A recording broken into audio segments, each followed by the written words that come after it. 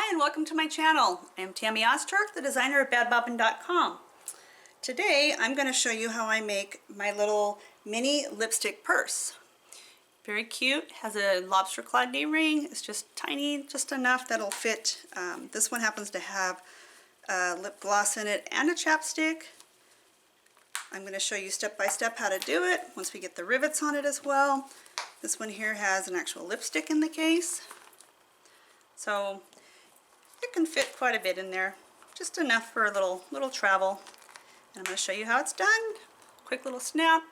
The design is available at badbobbin.com, and it'll also be available in 2 or 3 other sizes as well, a little bit larger. So let's get started and see what we need to make this little mini lipstick purse. And don't forget to subscribe, give me a thumbs up, and we'll get more videos to you as well on new ideas. So let's get started. Here are the items that you're going to need for the little mini snap tab purse. I call it the lipstick little purse. So, but whatever you want to use it for or call it, it works great. So we have our 5x7 hoop with our tearaway. I have my materials, and I'm going to have one piece of vinyl, which is 5.5 by 7.5. One piece of felt for the inside, which is same dimensions, 5.5 by 7.5. And I have my little printout that I do on some of my items, so I remember my sizes of what to cut my fabric at. And if you're having directional vinyl, then you want to make sure you cut it so that your material, when the purse is made, is going to be folded or looking the right way when it's all put together. So like when this is put, I'm going to have the lipsticks facing up and down instead of sideways. So I'm going to cut my pattern is going to be cut the long way. So we have that. We have our one set of snaps. That'll be for the flap on the front. I have my lighter, my scissors, hemostats for cutting and pulling stabilizer out, trimming my threads and singeing my threads. I always have my lighter. We have our rivet set, so you're going to need 4 sets of the rivets, 2 for the sides and then 2 for the little handle. And I use my table press that I have, but you can also use, like if you get a set, there's the hand table that comes with it. I do have a video of making hand wrist straps, and I show how to use this in that video in my list, so you can look that up for making wrist straps, and I show you how to use that tool. And our snaps. So we're all set, ready to go. We're going to go to the machine and sew it out. It's very simple, and then I'll be back here to show you how to assemble it. See you at the machine. Okay, I have my pattern already in my sewing machine or embroidery machine, so we're all ready to go. There's only 2 steps to this. The one is to stitch out your placement lines. You can option to not stitch out those placement lines. Since we already know it's the 5x7, it automatically goes in the hoop, so really having that placement line, you don't need it. So if you don't want to do it, you don't need to. I'm going to go ahead and do it for you so you can see everything from step to step. But up to you. You can always opt out and not do that and just place your pieces. So we're going to pop into the machine and run our first step, which is going to be our placement line.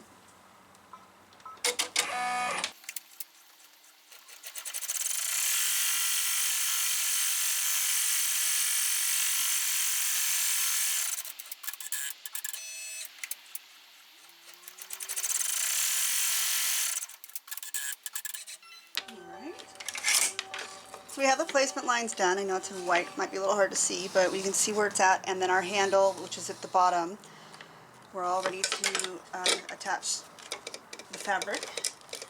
And I'm going to just, with my lighter again, I need my lighter. I'll show you. I have these little threads hanging out, and I don't want them to hang out past my fabric, because then when you, excuse me, when you go to cut it, then it's going to be sticking out and not look good. So I've just singed them up a little bit up into the pattern. And I'm going to put my felt on the bottom. We're going to do that first. The stitching is usually nicer on the top, not as well on the bottom. So the top where our vinyl is going to be is the most exposed to seeing it, and we want to have a nice stitch on that side. So I'm going to start with the bottom first, and I'm going to place my felt on the bottom. So you can attach it either by taping it. I use a tacky spray.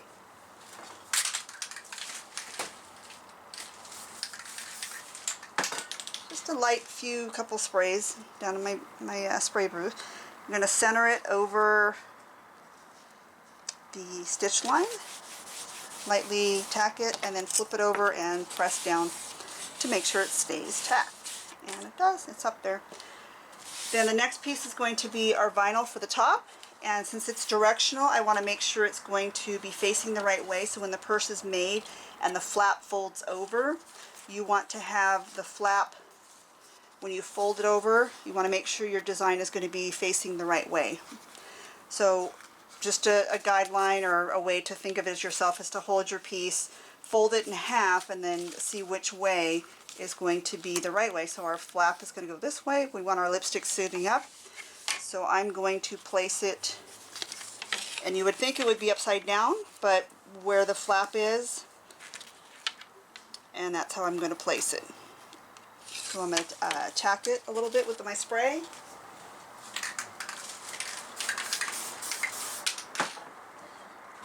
And I'm going to center it over my guidelines.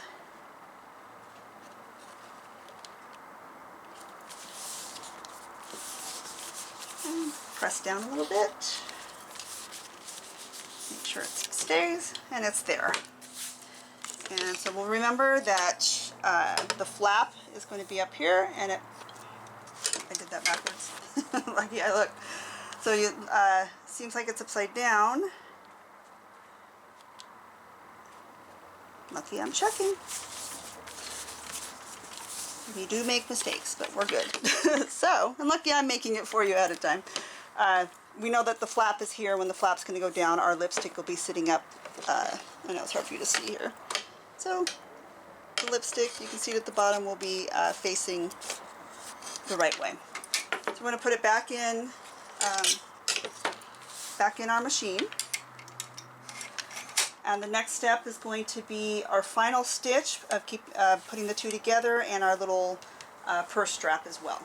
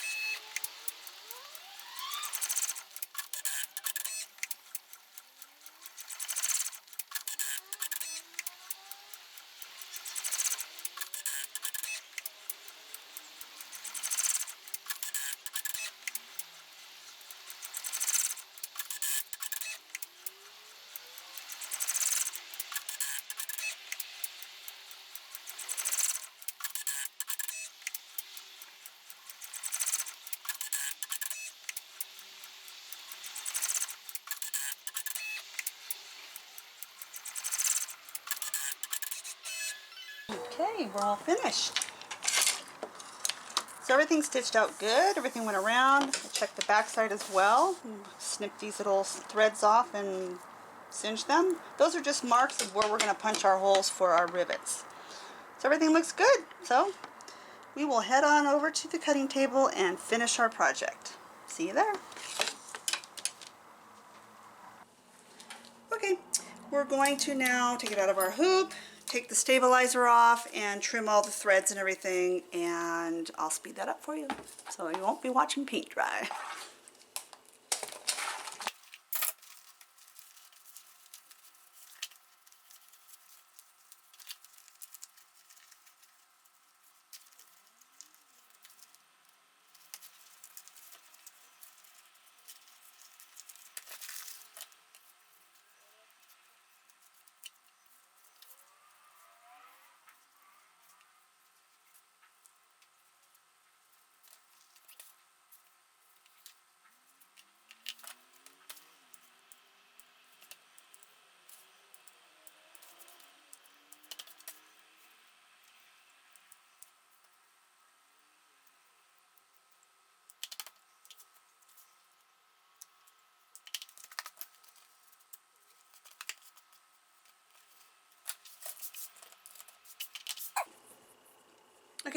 Now I'm going to go ahead and cut it out.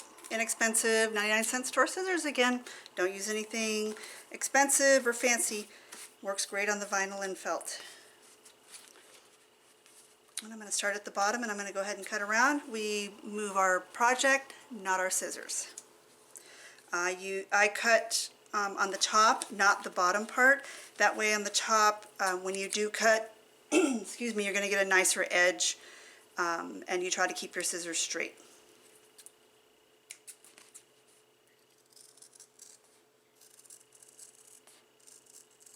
We're cutting with a 1/8, approximately 1/8 from the stitch line.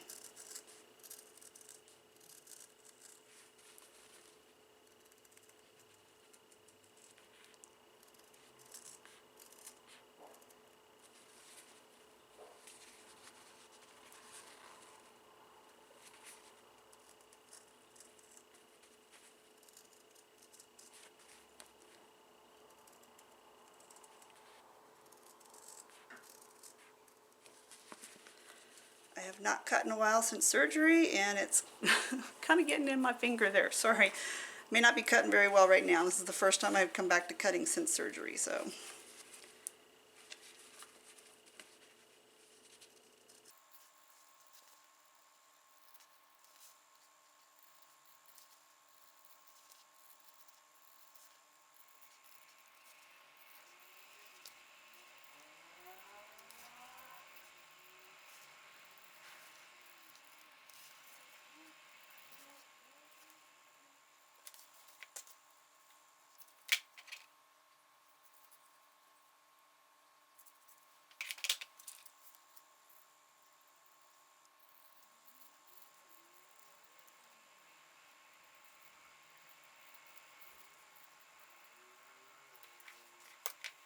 Okay, I'm back. I had to take a break for a second for the thumb pain to go away.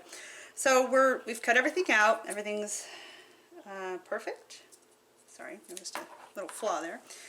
And we're now going to punch our holes, and it's hard to see, I guess, but it's white. But there's little marks where we are going to punch our holes for the rivets, and then the flap and the part that it's going to snap together, we're not going to use the punch. We're going to use just the awl for that because it's just the snap. But for the rivets, we're going to use the punch. You can use the tool that comes with some of the packages, simple hammer tools, or there's also the leather punch, which is this one here. It's by hand, and with this one you're going to use the 1/8. I do have a video that shows how to use that, so you can always go back and look for the video on how to use the hammer style tool. So we're going to punch our holes, and we line it up and just go ahead and punch away. I use the table for leverage, and you'll hear it snap.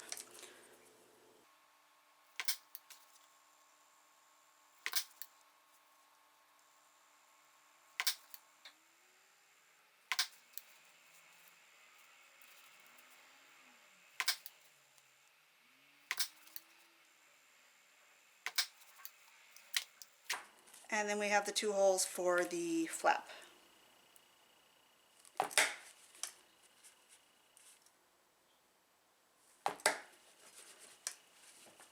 Alright, we're all finished with that, punching our holes. So we're going to attach our handle first, and we're going to do that with the rivets. And you want to attach your lobster claw, D-ring lobster claw first. And there's 2 different sizes. There's the 1/2 inch, and then there's, I think this is 5/8 or 3/4 it's called. I don't use these too often because to me they're a little bit too wide. So I normally use the 1/2 inch ones. And you just slide it over your handle, and then take your first rivet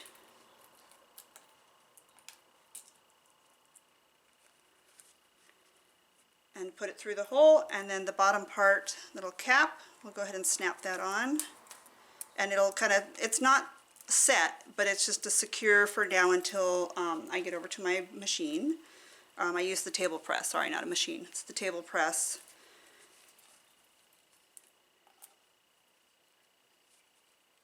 So I'm going to go ahead and go over to my table press and attach these. and then I will show you how I do the sides as well. So I'll be right back. Right, I've attached the rivets for the handle part. The rivet size that I'm using on here are 1/8. Or 8 millimeter, sorry, not 1/8, 8 millimeter. And you can also use a little bit smaller for the handle if you'd like, and larger. You can go up to the 10 millimeter if you'd like. It's up to you what size you feel you want to use. This is the smaller one. There's going to be I think about 2 or 3 other larger sizes as they go up, so you can use the larger rivets if you want. So I'm just using 8 millimeter all the way around. So we have the top done, our handle, and then the sides, you have your options on your sides. You can either, when you put it together, have the 2 outsides on the outside, or you can choose to put those on the inside and have the 1 flap come up. It is up to you, however you want it to look. I'll do one. I'm not going to finish it that way, but I will go ahead and temporary to show you the difference. So I attach them, and the piece with the long part is what I've got sticking out, and it's just easier that way, and then put the cap on. And snap it. It's a few layers, so it's a little tight. There we go. So that's for the look if you want the flap on the outside. And I'm going to have to grab one more. I'll be right back.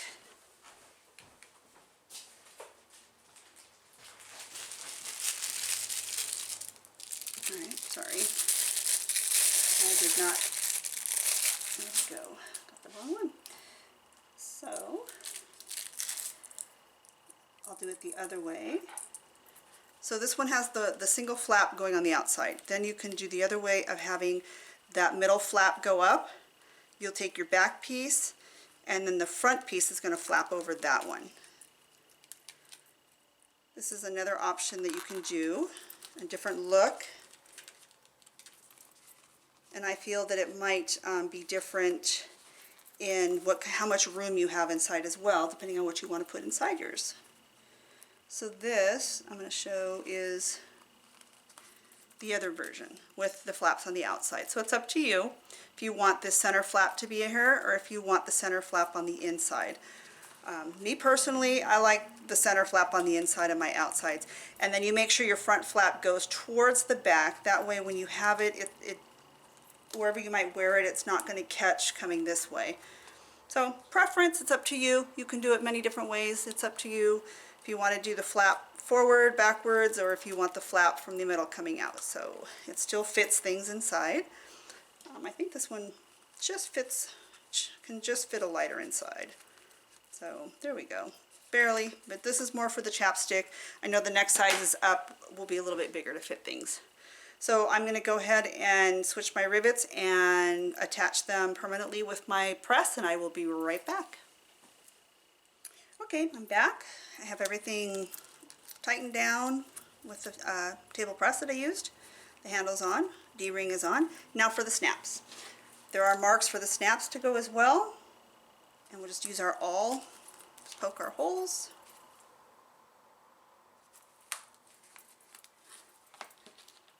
And put our snap.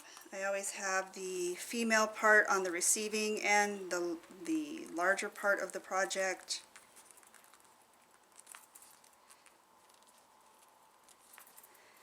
And I usually have the male part on the flap or the snap part of the tab part. Whoops. Not thinking here. And I'm going to go ahead and use my press, or my the hand press. This one you're going to push a little harder than the table press would work. I use the edge of the table because of my wrist. Press down firmly, and it's attached. And put our button back in.